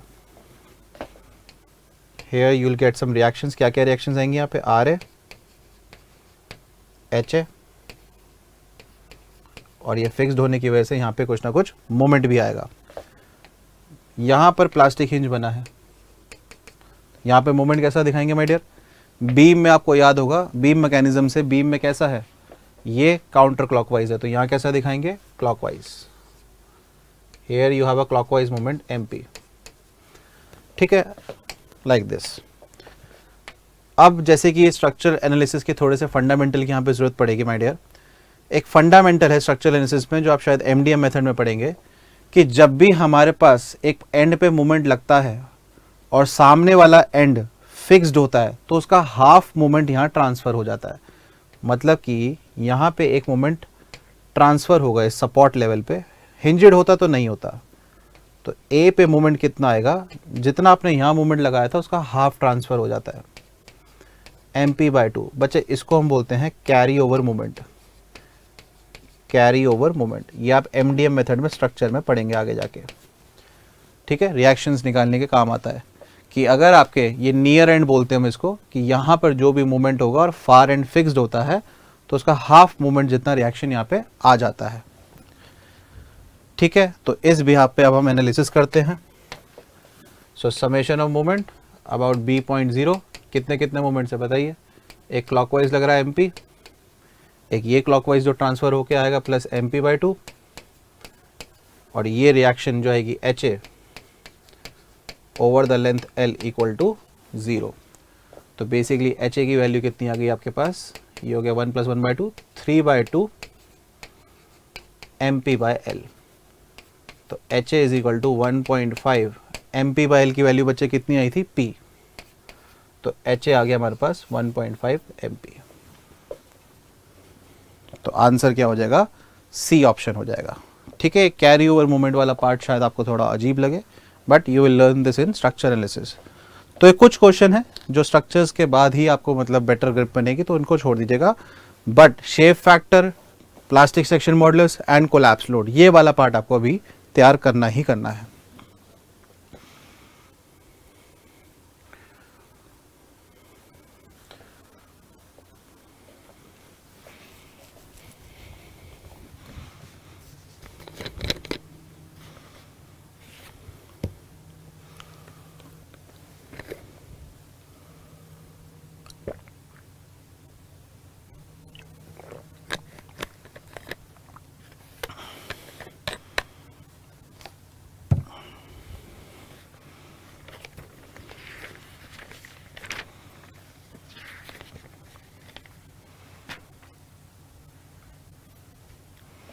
सर स्टील में भी स्ट्रक्चर के राज खुल रहे हैं, राज नहीं खुल रहे, एक्चुअली क्वेश्चन स्ट्रक्चर्स के ही हैं। ये just majority structure 95% structure elastic analysis तक ही बेस्ड होता है, 5% टाइम ये स्टील के साथ मर्ज कर दिया जाता है। ठीक है ना, तो गेट में ऐसे क्वेश्चन आ सकते हैं, इसलिए वर्कबुक में डाले गए हैं, क्योंकि गेट में कभी कभी ऐसे क्वेश्चन आ जाते हैं कि दो सब्जेक्ट की नॉलेज इकट्ठी चेक हो जाए। तो यहाँ पे plastic hinges with force and movement equilibrium से ये क्वेश्चन बन रहे हैं सारे। कैरी ओवर वाले में बेटा डायरेक्शन सेम आती है। ठीक है, मैं इसका रट्टा तो नहीं करवाना चाहूँगा आपको, बट जो इसका मेन रिजल्ट है स्ट्रक्चर का वो यही है कि जिस तरीके से आप मूवमेंट लगाते हो वो सेम डायरेक्शन में ही हाफ मूवमेंट वहाँ पे एज अ रिएक्शन की तरह ट्रांसफर होता है। बाकी इसका डेरिवेशन वगैरह वो सब स्ट्रक्चरल एनालिसिस का पार्ट है। ठीक है, तो ये एक्चुअली प्लास्टिक एनालिसिस आपने कॉलेज में जो पढ़ा होगा ये स्ट्रक्चर 2 में ही पढ़ा होगा आपने। ठीक है, कुछ लोगों ने स्टील में नहीं पढ़ा होगा, ये स्ट्रक्चर एनालिसिस पार्ट 2 में पढ़ाया गया जाता है। ठीक है माय डियर, तो अब हम शुरू कर पाएंगे अपना final design of steel structures. ये वाला पार्ट मैंने पहले बता ही दिया कि इसलिए लिया है कि गेट वाले बच्चे इसको प्रैक्टिस करते रहें, उनका अच्छे से तैयार हो जाएगा। एच ए का डायरेक्शन ऑपोजिट होगा सर? हाँ बेटा, एच ए का डायरेक्शन ऑपोजिट आएगा, क्योंकि जो मोमेंट बन रहा है वो क्लॉकवाइज बन रहा है। तो इस पॉइंट के अबाउट मोमेंट हमें कैसा चाहिए, एंटी क्लॉकवाइज। तो एच ए अंदर आएगा। ठीक है ना, क्योंकि MP और MP/2 क्लॉकवाइज है, तो हमको इसे इक्विलिब्रियम करने के लिए एंटी क्लॉकवाइज लगाना पड़ेगा। तो HA × B अगर इस डायरेक्शन में करेंगे तो एंटी क्लॉकवाइज आएगा। That's why it is taken as negative over there.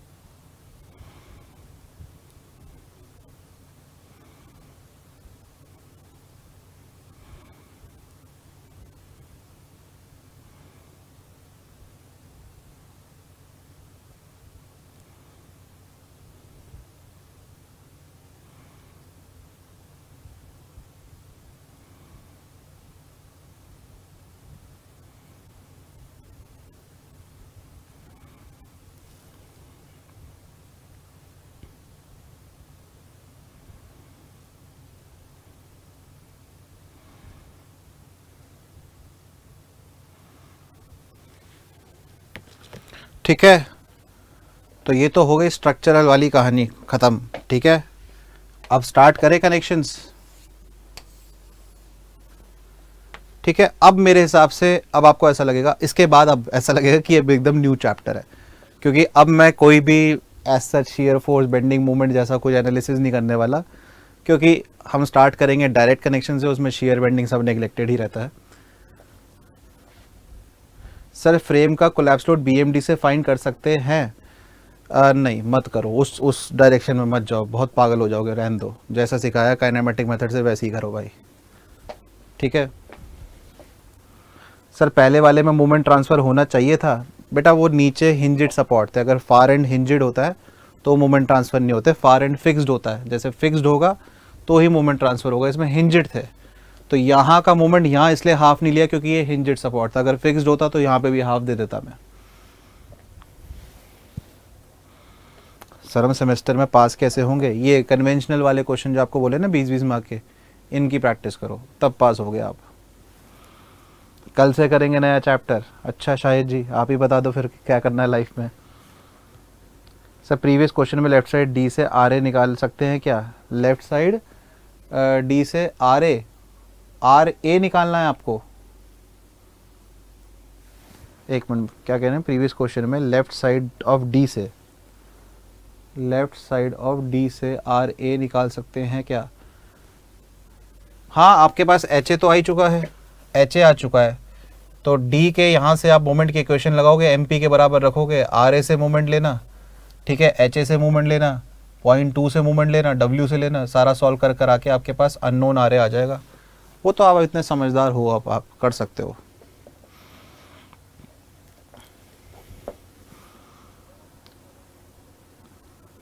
हाँ जी क्या कह रहे हैं? सर पहले वाला वीडियो मिस हुआ है, क्या आप नेक्स्ट चैप्टर के लिए वो ज़रूरी है, ये बाद में भी कर सकते हैं? नहीं, कनेक्शन एकदम न्यू टॉपिक है, उसका किसी पता चीज़ से लेना देना नहीं है, बस इतना पता होना चाहिए कि हम मेंबर्स को कनेक्ट करते हैं, उसमें कुछ नहीं है। The next chapter would be a totally new chapter, it has nothing to done with the plastic analysis. और उससे पहला जो चैप्टर था वो थ्योरी इसके ऊपर था, वर्किंग स्ट्रेस कैसे होता है, लिमिट स्टेट कैसे होता है, वो हल्का फुल्का बस पता है तो ठीक है, नहीं तो कोई बात नहीं, आगे जाके समझ में आ जाएगा। कनेक्शंस में से गेट में कितने मार्क्स का आता है? वही 2 मार्क्स। मैंने कहा ना, अगर सेट 1 सेट 2 है तो सेट 1 में प्लास्टिक होता है तो सेट 2 में कनेक्शन होता है। जनरली इसी तरीके का ट्रेंड देखा गया है, दोनों ही टॉपिक की इक्वल इंपॉर्टेंस है। सर आज अब रहने दीजिए, कल से न्यू स्टार्ट करेंगे, अभी दिमाग में बहुत पसड़ हो जाएगी। क्वेश्चन की प्रैक्टिस कर लेंगे आज। क्वेश्चन 14 की स्लाइड ओपन कर दें। क्वेश्चन 14 कौन सा था भाई? अच्छा पहले वाला, उसी की तो स्लाइड ओपन है बेटा, ये उसी की तो स्लाइड ओपन है 14 वाले की, ये 14 क्वेश्चन ही तो है।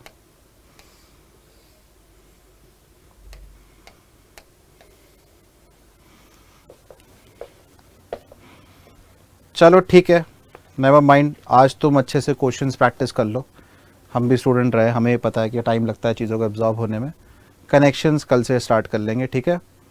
तो मेल आईडी है आपके पास, जो भी डाउट्स वगैरह हैं आप मेरे से कांटेक्ट में रहिएगा, ठीक है। आज आपको जल्दी छोड़ रहा हूँ, लेकिन इसलिए छोड़ रहा हूँ कि आप अपने क्वेश्चंस अच्छे से प्रैक्टिस कर पाए प्लास्टिक एनालिसिस के, ठीक है। अच्छे से तैयार करिए प्लास्टिक वाला पार्ट, बहुत हाई चांसेस है इससे क्वेश्चन बनेंगे, और मेंस में तो आना ही आना है।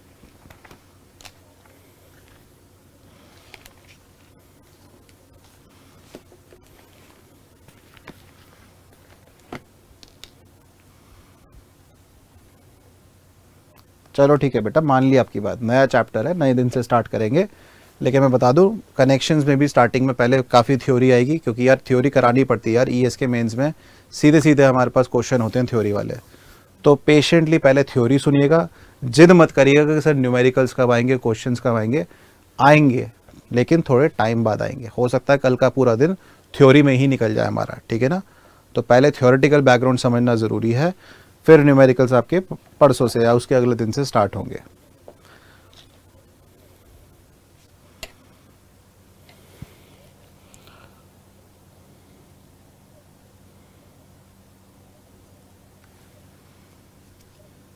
ठीक है, डाउट्स प्लीज़ आप मेरे को मेल आईडी पे भेजते रहिए, क्योंकि अब सबके इंडिविजुअल डाउट्स अलग अलग हैं, तो हर एक को रिप्लाई करना मुश्किल है, ठीक है। आप मेल पे भेजिए, जैसे जैसे मेरे को टाइम मिलेगा I will get back to you.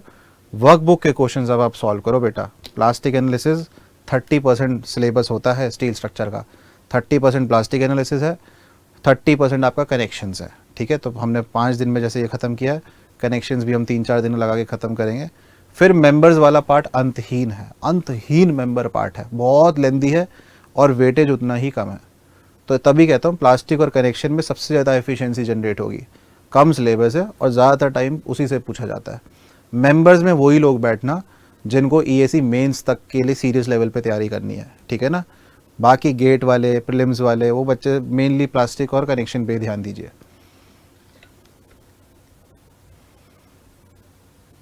Answer की बेटा मैंने डलवा दी है। सर मेल आईडी का पेज घूम गया, एक बार वापस लिख दो प्लीज़। लो मैं मेल आईडी वापस लिख रहा हूँ।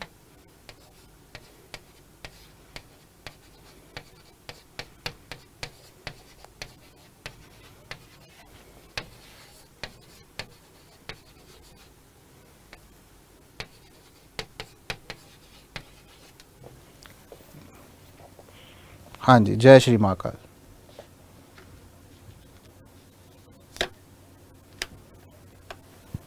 सर फ्रेम में यूडीएल वाला केस मेंस में आएगा? हाँ आ सकता है, फ्रेम तो आते ही मेंस में है, और आते कहाँ हैं।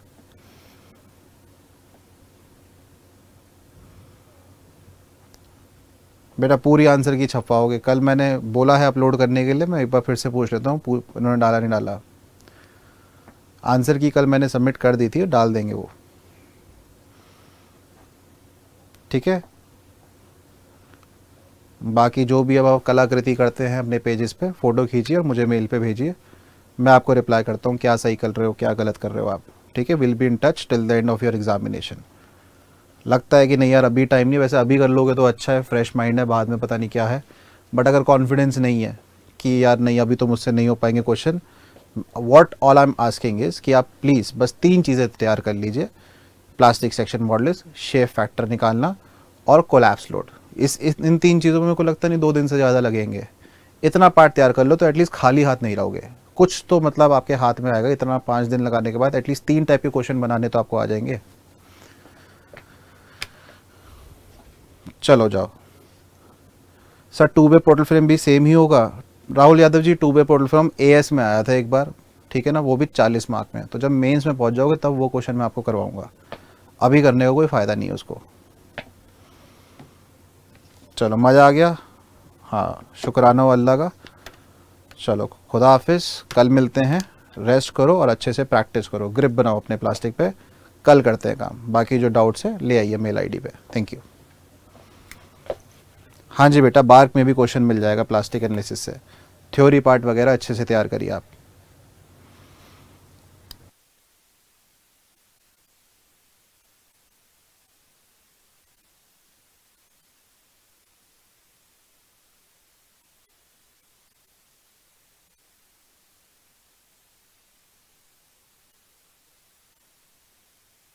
क्वेश्चन नंबर 45 अगर आप जानना चाहते हैं अंसारी जी, तो यूट्यूब पे वीडियो डला हुआ है स्वामी सर का, उसमें उसका सॉल्यूशन है। पहले आप खुद से ट्राई करना, नहीं तो वहाँ से स्वामी सर का सॉल्यूशन देख लेना।